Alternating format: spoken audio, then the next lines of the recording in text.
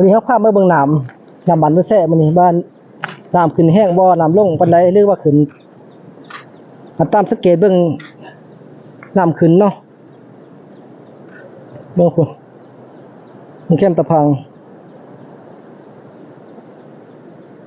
น้ำขึ้นแห้งหลายปีปกติน้ำสิมาประมาณเดือน8เดือน9ต่อเดือน10แต่ว่าปีนี้น้ำมาไวปีนี้เป็นย้อนเขาอันปล่อยเขื่อนมาแต่ทางเหนือพุ่นแหละบ้านโนนแซ่ก็เป็นอีกบ้านหนึ่งที่ถูกน้ำท่วมปีนั้นปีน้ำท่วมใหญ่เนาะ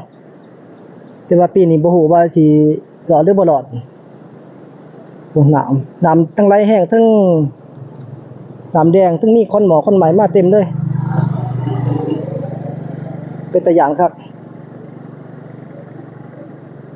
โอ้ฝากไปเด้อพี่น้องเอ้ยบ้านโนนแซ่เฮา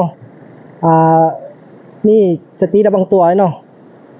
น้ำมันมาแบบบ่ฮู้เสียงเลยเด้นี่จักว่าสิมาแบบไร